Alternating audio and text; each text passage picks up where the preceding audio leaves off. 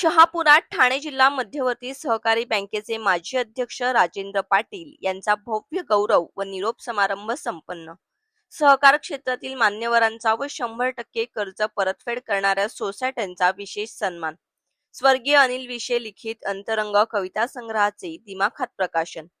ठाणे जिल्हा मध्यवर्ती सहकारी बँकेचे म्हणजेच टीडीसी बँकेचे अध्यक्षपद 2017 ते 2026 या प्रदीर्घ कालावधीत अत्यंत यशस्वीपणे सांभाळणारे राजेंद्र गोपाल पाटील यांचा सेवानिवृत्ती निरोप व गौरव सत्कार सोहळा शनिवार दिनांक 16 मे 2026 रोजी शहापूर येथील कुणबी समाज संघ इमारत हॉलमध्ये अत्यंत उत्साहात आणि भावपूर्ण वातावरणात संपन्न झाला.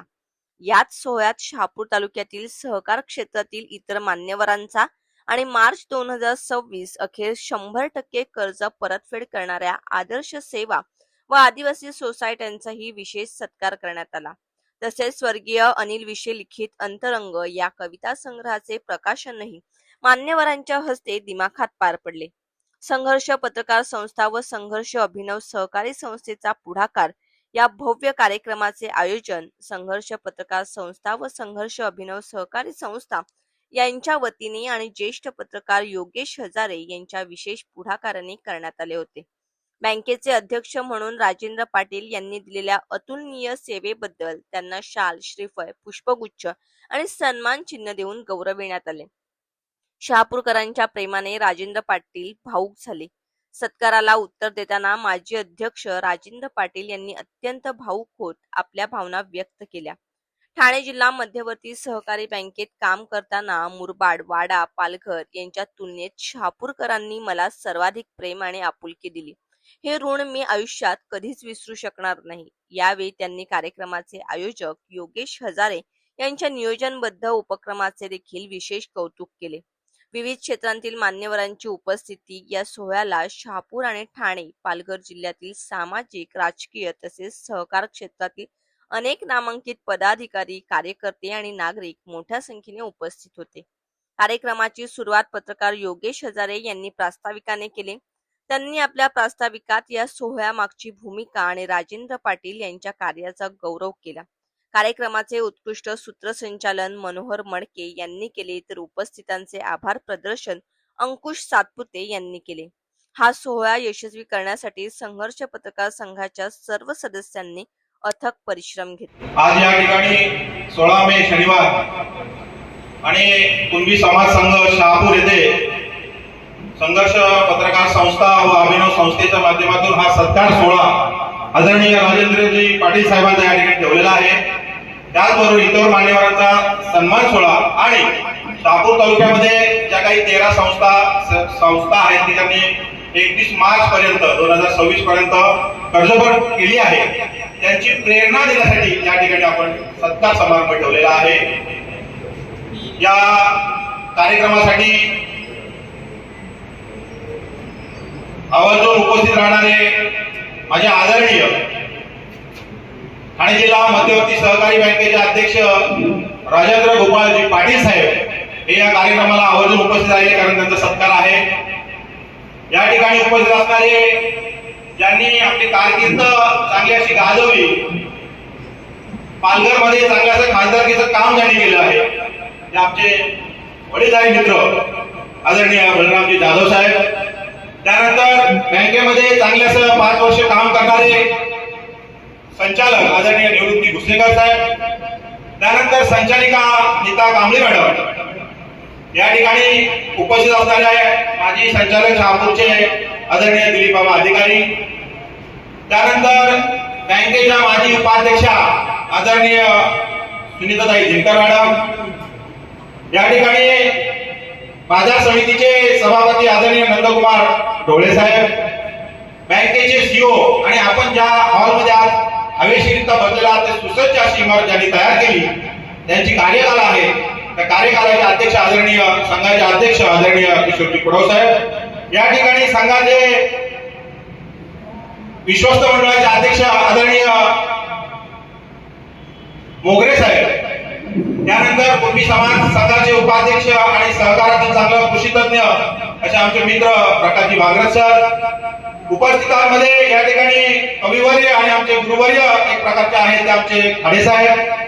या ठिकाणी उपस्थित असणारे बाजार समितीचे धडाडीचे उपचेअरमन आमचे मित्र शरदजी वेखंडे, उपस्थितांमध्ये गुलाबताई गेरे असतील, आमच्या धारके मॅडम असतील, उपस्थित प्रकाशजी वरपुडे साहेब असतील, आमचे जयतूदादा भोईर असतील, त्यानंतर आमचे नगरसेवक वसईवरून माझ्या शब्दाला मान ठेवून साहेबांच्या सोबत आलेले आमचे कांबळे साहेब असतील, उपस्थितांमध्ये आमचे चेअरमन नांदगाव सोसायटीचे मागे दानगे साहेब असतील, उपस्थित सर्व व्यासपीठ, त्यानंतर या ठिकाणी साहेबांच्यावर प्रेम ठेवणारे, साहेबांच्या प्रेमाची व्याख्या समजून या ठिकाणी त्यांच्या कार्यक्रमासाठी उपस्थित राहणारे त्यांचे चाहते, या ठिकाणी बँकेचे असतील मॅनेजर, सोसायटीचे सचिव, त्यानंतर जे काही 13 संस्था आहेत त्यांचे चेअरमन आणि सचिव या ठिकाणी उपस्थित आहेत, त्या सर्वांचं मी स्वागत करतो। त्याचबरोबर या कार्यक्रमासाठी जे जे उपस्थित आहेत त्या सर्वांचं, जे पत्रकार या ठिकाणी उपस्थित आहेत त्या सर्वांचं मी स्वागत करतो। आणि या ठिकाणी आजचा कार्यक्रम प्रास्ताविक करत असताना मी सांगू इच्छितो की ठाणे जिल्हा बँकेमध्ये 2017 ते 2026 मध्ये 9 वर्ष यशस्वीरित्या ज्यांनी कामगिरी केली त्यांचं नाव आज ठाणे जिल्ह्यात, पालघर जिल्ह्यात नव्हे तर महाराष्ट्रात आहे, त्यांचा सत्कार करण्याचा आहे मी ठरवलं। कारण त्याच्या कामाची व्याख्याच अशी आहे की शेतकऱ्यांसाठी, दुग्ध व्यवसाय करण्यासाठी, त्याचबरोबर इतर सर्वांसाठी त्यांनी खूप मेहनत घेतली, खास करून बचत गट असतील, त्यानंतर शेतकऱ्यांसाठी त्यांनी कर्ज योजनेसाठी मेहनत घेतली। या व्यतिरिक्त यशस्वीरित्या बँकेची कामगिरी त्यांनी केली, त्यांच्याबद्दल वर्णन हे सूत्रसंचालन करताना करणारच आहेत।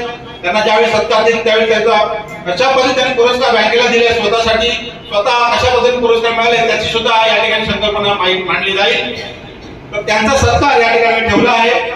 त्याचबरोबर बँकेमध्ये काम करणारे